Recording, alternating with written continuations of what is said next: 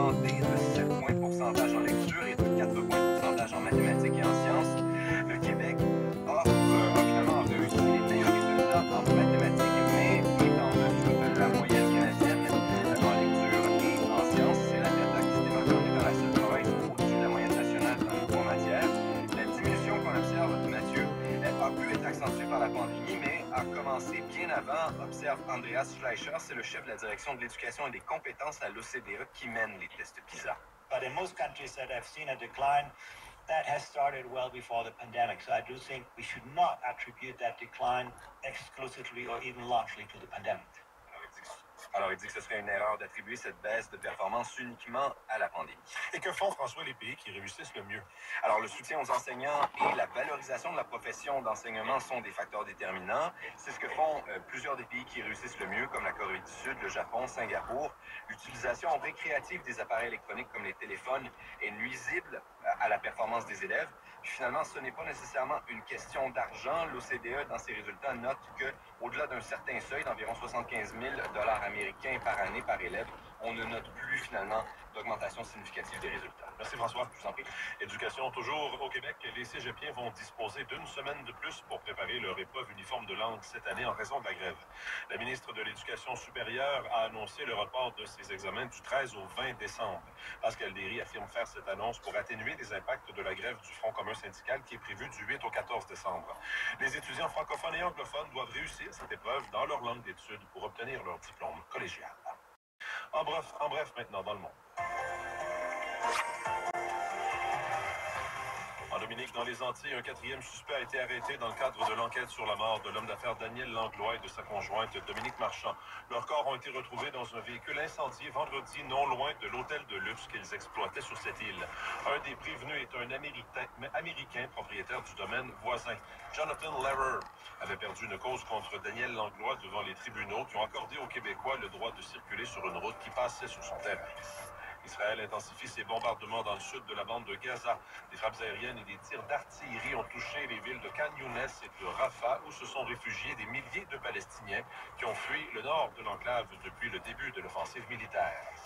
Et le président ukrainien va s'adresser aux sénateurs américains aujourd'hui, au moment où la Maison-Blanche se dit à court d'argent pour aider l'Ukraine. Volodymyr Zelensky veut convaincre le Congrès de l'importance de l'aide militaire américaine. Le chef des élus républicains à la Chambre des représentants affirme vouloir plus de précisions sur la stratégie militaire ukrainienne et sur la possibilité d'une issue au conflit avant d'accepter d'octroyer plus d'argent à l'Ukraine. En Ontario, les informations personnelles de plusieurs clients d'Amazon se sont retrouvées sur les étagères d'un magasin de liquidation. Le nom, l'adresse complète et parfois même le numéro de téléphone de l'acheteur original des produits retournés est ainsi laissé à la vue de tous, une situation qui ouvre bien sûr la porte au vol d'identité. Yannick Lepage. Bonjour, est-ce que je parle à Gia Auclair? Oui, c'est moi. Gia Auclair est l'une des clientes d'Amazon dont les informations personnelles se sont retrouvées à la vue de tous dans des magasins de liquidation Top Bins à Scarborough, en banlieue de Toronto.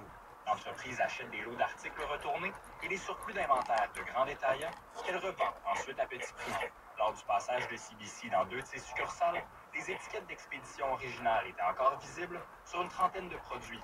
Les 2 tiers au nom d'Amazon. Oui, il me semble la moindre des choses, ça serait d'enlever l'information de la personne qui se trouve là. Anne Cavoukian est une ancienne commissaire à la protection de la vie privée de l'Ontario. The personal identifiers linked to anything without their consent. Elle soutient que de dévoiler sans consentement des informations personnelles peut mettre les personnes ciblées à risque de vol d'identité ou d'hameçonnage. Selon elle, Amazon devrait retirer toutes les étiquettes d'expédition des produits qui lui sont retournés avant de les liquider. Remove all personal identifiers, then do whatever you want. Par courriel, une porte-parole d'Amazon indique que les contrats de l'entreprise avec ses liquidateurs les obligent à supprimer les informations personnelles de ses clients avant toute revente. Le géant du commerce de détail soutient avoir lancé une enquête interne pour corriger la situation. De son côté, Top Bins assure que toutes les étiquettes seront dorénavant retirées de ses produits. Ici Annick Lepage, Radio-Canada, Toronto. Voilà, c'était le Radio Journal. Pour plus de détails, d'autres nouvelles, je vous invite à consulter notre application mobile Info. Bonne journée.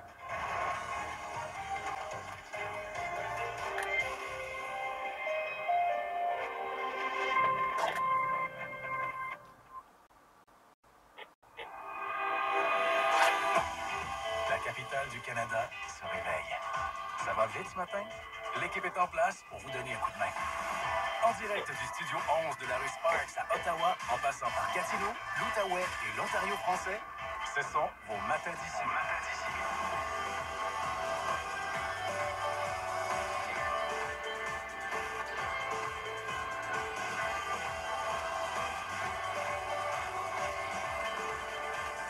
Voici Mélanie Boissonneau. Bonjour, très heureuse de vous retrouver en ce mardi, un mardi beaucoup plus calme, lundi avec la neige, il y avait plein de choses qui se passaient. Là, on est dans on s'habitue à l'hiver. Non.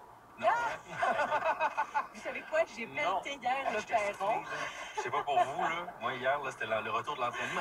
Oui, Ouais. et j'ai eu une pensée pour vous. Je me suis demandé aussi, hein? si vous êtes, oui, mouillé, lourde, il n'y en avait pas tant, mais c'était pas facile à soulever. Est-ce que vous avez pelleté hier, Lucas? Oui.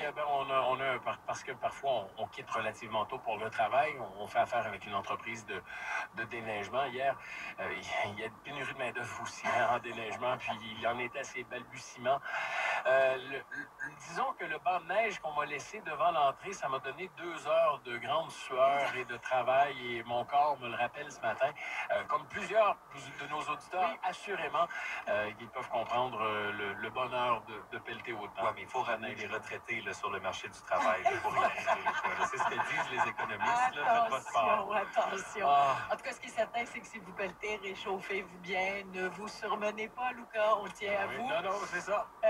Puis, parlons d'un autre mal qui nous a beaucoup affecté, la COVID, qui revient un brin, là. Oui, c'est ça. Hein? On s'en débarrassera pas. On ne pourra pas dire, c'est chose du passé. Oui, peut-être la pandémie, mais il y a encore beaucoup de cas de COVID en Ontario actuellement. C'est le chef de la santé publique de la province, le Dr. Kieran Moore, qui a fait le constat. Constat partagé chez Santé publique Ottawa. Hier, la Dr. Vera Etches a confirmé qu'on faisait face à une augmentation des nombreux virus. Là, on parle du virus de la grippe, virus de la COVID aussi.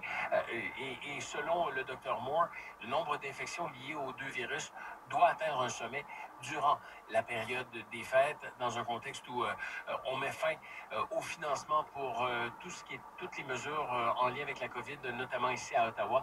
Notre collègue Marie-Jeanne Dubreuil viendra nous parler justement de cette réalité qui revient à cette période de l'année, l'augmentation des cas de COVID. Oui, puis parlons un brin de cette importante manifestation qui s'est tenue hier à Ottawa. Oui, il y avait des milliers de personnes, plusieurs autocars étaient garés tout près du Parlement, tout près de la Cour suprême hier pour cette manifestation en soutien au peuple israélien. Les manifestants ont réclamé la libération des otages détenus par le Hamas, en plus de dénoncer les actes antisémites dont sont victimes des Juifs au Canada et dans la région. D'ailleurs, le service de police d'Ottawa affirme qu'il y a 2 fois plus de crimes haineux dans la capitale comparativement à la même période l'an dernier, des crimes qui visent tant les communautés juives que musulmanes. Donc, on viendra là-dessus. Et plusieurs autres nouvelles, c'est à 7h30. Oui, tension évidemment en lien avec ce qui se passe à Gaza. Ouais. Et puis Mario, c'est très dense sur le Queensway ce matin. Exactement, et dans les deux sens d'ailleurs. Voici ce qu'a vu François en circulant. Je voyais d'Orléans à Canada. Et ce matin, c'est à 4-7, il y avait 2 autos entrées dedans, direction ouest, là, pas loin de Woodward. Les camions de pompiers bloquent 2 voies sur 3, là, la voie de gauche et de la centre.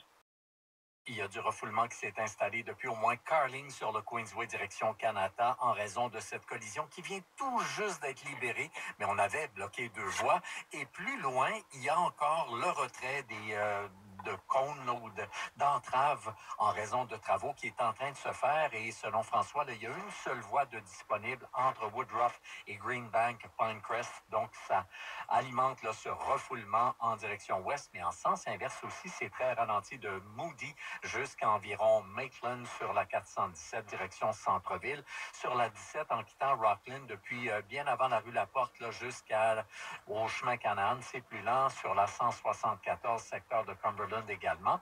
Par ailleurs, sur l'autoroute Guy-Lafleur, il y a aussi du ralentissement depuis à peu près le pont d'étagement de la Vérandrie jusqu'à la bretelle vers la 5 Sud, jusqu'au pont McDonald-Cartier. Le refoulement en place depuis au moins le cimetière sur le boulevard Fournier vers la 5 Sud et le pont McDonald-Cartier. Refoulement depuis Papineau sur Maisonneuve, direction accès au pont du Portage, au pont Champlain et un peu d'attente aux approches. Et déjà aussi dans la côte La Vérandrie, un peu sur Saint-Louis vers le pont à Nonzo-Wright pour me joindre, comme l'a fait François, 613-295-9610.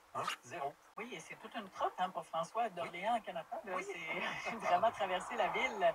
À la météo, on est toujours autour de moins 3 degrés, ressenti moins 6. Pendant toute la journée, on va rester à peu près dans ces valeurs-là. Le maximum prévu, moins 4, ressenti moins 9. Attention, par contre, du côté de la nuit, à moins 10, puis même la nuit prochaine, moins 13. Pas chaud, c'est le début de l'hiver. Voici Marjorie April. Bonjour Marjorie. Bonjour Mélanie, oui. Le contexte économique, on le sent, pèse sur les médias. On l'a vu hier avec l'annonce de compression à CBC Radio-Canada. On peut commencer par les chiffres parce que ce sont de gros chiffres. Oui, absolument. Des pressions financières plus fortes que ce qu'on pensait, qui forcent CBC Radio-Canada à couper 125 millions de dollars dans son budget l'an prochain. Des médias sous pression, donc en crise. C'est même le mot que la présidente de CBC Radio-Canada a utilisé hier pour décrire la situation. Elle a parlé d'une tempête parfaite, Catherine Tate. On parle de l'abolition de 800 postes au total, 200 postes vacants qui ne seront pas comblés, 600 pertes d'emplois, c'est environ 10% des effectifs, ça. 250 au réseau anglais, 250 au réseau français et une centaine de postes non syndiqués et d'autres départements. Là, on parle d'économies de 60 millions de dollars avec ces abolitions de postes. La Guilde canadienne des médias, qui représente une partie des employés qui seront touchés, dit dans un communiqué que ça va entraîner une charge de travail encore plus lourde pour des employés qui peinent à boucler leur fin de mois avec un salaire qui traîne loin derrière les augmentations du coût de la vie. On n'a pas plus de détails à savoir comment les pertes d'emplois seront réparties pour l'instant, ce que déplore le président du syndicat des travailleuses et travailleurs de Radio-Canada, Pierre Tousignan. L'entreprise se donne l'année complète, l'année financière complète pour évaluer où, quand et comment, en tablant sur de possibles revenus publicitaires qui pourraient fluctuer à la hausse et qui pourraient faire en sorte que ça coûte moins. On n'a pas d'autres précisions. Donc, ça va se faire progressivement. La prochaine étape, et c'est là qu'est l'enjeu le plus fondamental, c'est quel impact ça aura sur la programmation et où. Alors, l'information régionale est en danger. Est-ce qu'on va, Radio-Canada, contribuer à ce danger? Ça aussi, ça fait partie de l'inquiétude que provoquent les annonces d'aujourd'hui. Donc oui, des compressions qui touchent le personnel, mais la programmation aussi, réduction de 40 millions de dollars dans la programmation. Et ça, Catherine Tate a dit que ça signifiait, par exemple, moins d'émissions à la télévision, moins d'épisodes pour certaines séries, moins de production indépendante, moins d'acquisition de séries aussi. Mais c'est tout ce qu'on sait pour l'instant. On ne sait pas comment et si ça va toucher des contenus journalistiques, même si la direction a dit hier que les régions, c'était une de ses priorités. Et enfin, des économies de 25 millions de dollars en dépenses discrétionnaires qui ont déjà commencé en réduction de déplacements et en réduction de marketing, entre autres. Oui, et donc, si on hésitait jusqu'à maintenant à parler de la crise des médias, là, ça devient à peu près officiel. Et on voit qu'il y a plusieurs causes derrière ça. Oui, on parle de perte de revenus publicitaires au profit des géants du web, comme Google et Facebook, qui ont en ce moment la très, très grande majorité des parts des revenus publicitaires en ligne, sans compter la concurrence des grandes plateformes de diffusion en continu. On voit des difficultés pour la télévision traditionnelle et pas juste ici au Canada. Là, ça, on le voit un peu partout dans le monde. Je le vois très bien aux États-Unis dans les résultats financiers d'entreprises médiatiques qui sortent. La télévision traditionnelle est en perte de vitesse. Et à titre d'exemple, ici, les revenus publicitaires pour l'année financière de 2022-2023 étaient en baisse de 44% à CBC, alors qu'à Radio-Canada, c'était une baisse moindre, mais de presque 13% des revenus publicitaires. L'inflation, c'est aussi un facteur. Ça mène à une augmentation des coûts d'exploitation des médias, comme d'autres entreprises d'ailleurs. Et tout ça survient aussi dans le contexte où Meta, Facebook, a bloqué l'accès au site de nouvelles canadiens en réponse à la fameuse loi sur les nouvelles en ligne du fédéral. Par contre, avec Google, le fédéral vient de conclure un accord de 100 millions de dollars par an pour qu'Alphabet rémunère les médias canadiens, mais on ne sait pas comment le montant sera réparti. On écoute la PDG de CBC Radio-Canada, Catherine Tate. Je comprends très bien qu'il y a une énorme incertitude dans cette approche. Si jamais on a des retombées à cause de tous les projets de loi qui sont en cours en ce moment, on voulait quand même garder cette flexibilité pour sauvegarder le maximum d'emplois. Et de l'incertitude aussi, Mélanie, parce que toute cette histoire également avec la ministre du Patrimoine qui a laissé entendre hier que CBC Radio-Canada pouvait être épargné par les compressions budgétaires de 3,3 qui sont exigées à tous les ministères et à toutes les agences fédérales pour d'ici 3 ans. Pascal Saint-Onge qui a dit que la décision n'avait pas été prise au sujet de CBC Radio-Canada, mais Catherine Tate a dit hier que ce n'était pas ce qu'elle avait compris. Évidemment qu'elle serait ravie si ce n'était pas le cas et qu'elle allait ajuster ses prévisions dans ce cas-là. Mais si ce n'est pas le cas, ben, ça représenterait une trentaine de millions de dollars selon le syndicat et donc des emplois sauvés potentiellement. Donc, beaucoup d'incertitudes par rapport à ces chiffres aussi qui ont été avancés hier ne sont pas finaux. Et en Radio-Canada CBC, qui est bien sûr un diffuseur public, a reçu presque 1,3 milliard de dollars en fonds publics pour l'exercice financier en cours. En termes de financement public par habitant, CBC Radio-Canada reçoit beaucoup moins de fonds que la BBC au Royaume-Uni, par exemple. On parle de 34 dollars canadiens par habitant par an, ce qui place CBC Radio-Canada parmi les diffuseurs publics les moins financés dans le monde. On est 16e sur 18 parmi les pays occidentaux. En comparaison, la BBC reçoit 3 fois plus de financement public environ et NRK en Norvège, plus de 5 fois plus de financement par habitant, comme 180 ou 190 dollars par habitant, alors que CBC Radio-Canada, c'est l'équivalent de 34 dollars canadiens par habitant par an. Oui, quelques sous par jour, par personne, grosso modo. Et on voit bien que CBC Radio-Canada, c'est pas la seule. En fait, c'est la plus récente organisation à annoncer des compressions, mais on est loin d'être les seuls, évidemment. Oui, et on a parlé de TVA. Oui, le contexte est particulier. Il y a un mois, presque jour pour jour, je vous parlais de TVA, presque 700 emplois supprimés cette année. Le tiers des effectifs BCA, Bell Media, dont fait partie CTV, entre autres, 1300 emplois. Métro-Média, la suspension des activités, 70. La pandémie de coronavirus, et ça, en pleine vague de maladies respiratoires, parce que c'est cette période de l'année. Et d'ailleurs, on fait quoi avec Marie-Jeanne Dubreuil. Marie-Jeanne, qu'est-ce qui explique ces changements chez Santé publique Ottawa? C'est que le financement de cette initiative qui a été fourni par la province de l'Ontario est sur le point d'expirer. Donc, Santé publique Ottawa retournera à ses effectifs à temps plein d'avant la pandémie d'ici le printemps 2024. Alors, on a passé de 500 employés en mars 2020 à 4400 au plus fort de la réponse de la pandémie. Et donc, la majorité de ces employés qui travaillaient sur la vaccination.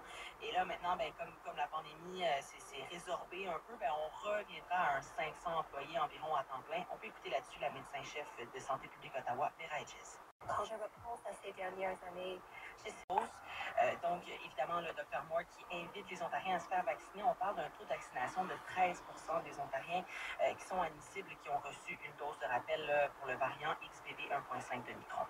Marie-Jeanne Dubreuil, merci beaucoup. Je vous en prie. Maintenant, il y a des milliers de personnes qui ont manifesté hier sur la colline du Parlement, ici même à Ottawa, en soutien au peuple israélien. Ils ont réclamé la libération des otages détenus par le Hamas, en plus de dénoncer les actes antisémites dont sont victimes les Juifs au Canada, mais également dans la région de la capitale. Le phénomène prend de l'ampleur récemment, selon le vice-président aux relations externes du Centre consultatif des relations juives et israéliennes, Richard Marceau. Ici, une montée fulgurante de l'antisémitisme. On a vu à Montréal des écoles qui ont reçu des coups de fusil. Il y a eu des synagogues qui ont reçu des cocktails Molotov. Il y a eu des étudiants dans les universités qui ont été agressés. Donc, cette hausse assez faramineuse de l'antisémitisme doit être dénoncée. C'est un des messages qui est ici et qui sera envoyé. La police d'Ottawa affirme qu'il y a 2 fois plus de crimes haineux commis dans la capitale comparativement à l'an dernier pour la période du 7 octobre au 2 décembre, avec 71 incidents visant les communautés juives et musulmanes. Maintenant, il y a du côté du Québec, en raison des 7 nouvelles journées de grève qui sont prévues par le Front commun syndical, il y a la ministre de l'Éducation supérieure du Québec, Pascale Derry, qui a annoncé hier qu'elle repoussait d'1 semaine la tenue des prochaines épreuves uniformes de langue au collégial. Les épreuves uniformes de langue seront reportées au 20 décembre. Ce sont des épreuves qui ont lieu 3 fois par année. Les prochaines devaient avoir lieu le 13 décembre. Les étudiants francophones et anglophones doivent obligatoirement réussir cette épreuve dans leur langue d'études pour obtenir leur diplôme collégial. Cet examen vise à évaluer la compréhension et la qualité de l'argumentation des étudiants, la capacité à structurer un texte, mais également la maîtrise de la langue. Il y a le gouvernement fédéral qui a récemment lancé le programme humanitaire familial. C'est un programme qui permet aux ressortissants de la Colombie, du Venezuela et d'Haïti de venir s'installer au Canada. Si un membre de leur famille élargie se trouve déjà en sol canadien, sauf si cette personne vit au Québec. Un Gatineau originaire d'Haïti est déçu de vivre dans la seule province qui ne participe pas à ce programme. Il craint pour la vie de son frère en Haïti et voudrait que celui-ci immigre dès que possible au Canada. Voici Wilben Sedatus. Le Québec est connu comme une terre d'accueil, et spécialement pour la communauté haïtienne, la communauté latino-américaine.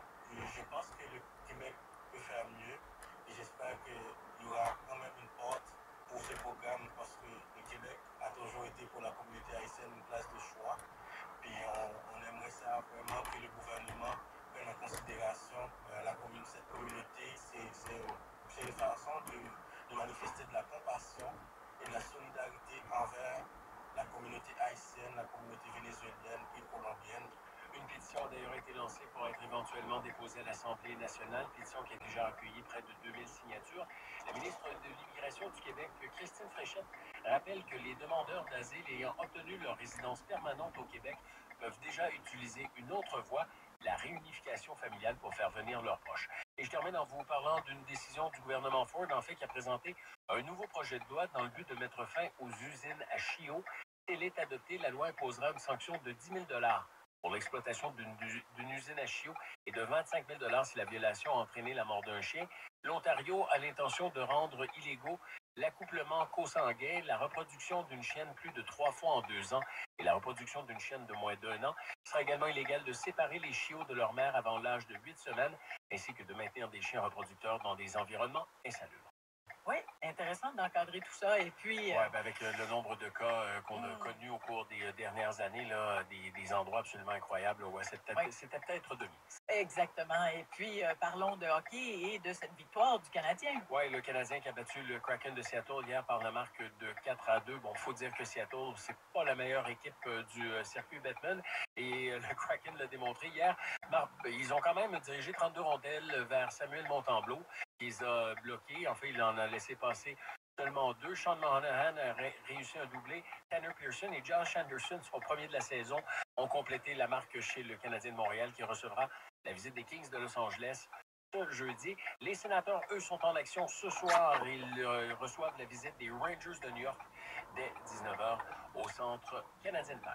Ah oui, et j'ai vu ça passer ce matin, la Fédération internationale de hockey sur glace qui décide que le protège-cou sera obligatoire compte tenu de ce qu'on a vu récemment avec des conséquences funestes. Pour les compétitions internationales. Bien, évidemment, il faudra que la LNH décide par elle-même si elle veut le protège-cou ou pas. Oui. Un monde en soi. Je vous rappellerai qu'il y a certains joueurs qui ont déjà joué sans casque de protection, dont un certain Flower, Lafleur. Oui, le démon blond, hein, on n'aurait pas su qu'il était blond s'il y avait eu un casque. Oh là là, peut-être qu'on dira la même chose du protège-cou à un moment donné. Voilà.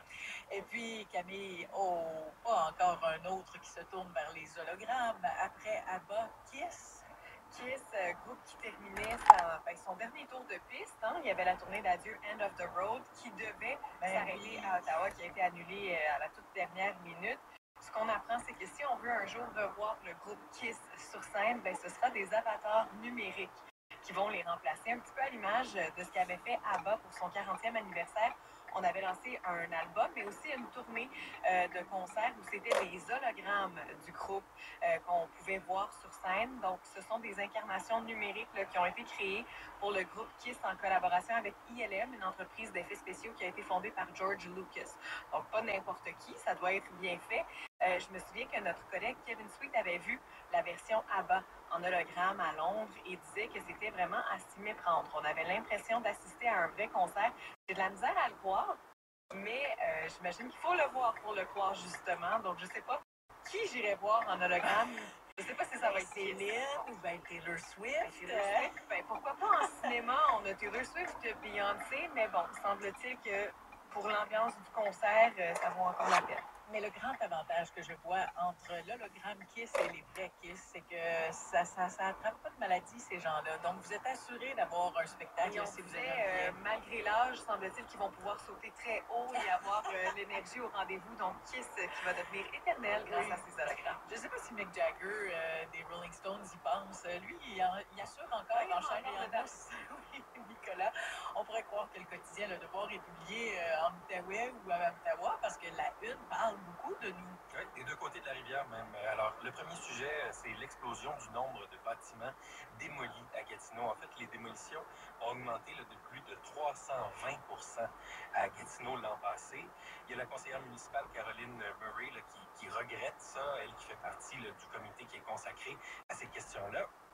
Malgré une nouvelle législation nationale censée prévenir les démolitions, ça s'est multiplié dans la quatrième ville au Québec, dit Le Devoir. Les promoteurs disent que c'est la crise du logement, que les bâtiments ne sont pas en bon état et qu'il faut les démolir, là, de continuer à dire la conseillère Murray. Sauf qu'on a un autre coup de sonde du côté du directeur des communications au cabinet de la mairesse qui dit les maisons allumettes, par exemple, là, ont volontairement été négligées. Entre autres, on dit que ça s'est fait acheter par des promoteurs qui les laissent aller pour les démolir. On montre du doigt le fait que la municipalité, oui, n'ait toujours pas une liste à jour de ces immeubles patrimoniaux. Donc ça facilite pas leur protection. Alors, le constat du Devoir, c'est que faute de barrières, le prêt de la municipalité est ouvert à tous. Et bien qu'on souligne que Gatineau possède un tissu architectural qui est moins ancien que celui de Québec ou de Montréal, au rythme où vont les choses, conclut la conseillère municipale Caroline Murray. Là. Elle dit qu'il est possible qu'il ne reste plus grand-chose d'ancien dans la ville avant longtemps. Alors là-dessus, le constat est dur. Oui, et je ne peux pas témoigner de la qualité de la construction, mais c'est sûr que si le Vieux-Québec ou le Vieux-Montréal existe, c'est parce qu'on n'a pas tout détruit au fur et à mesure. Et en même temps, Hall date quand même. Il y a une histoire. Encore faut-il...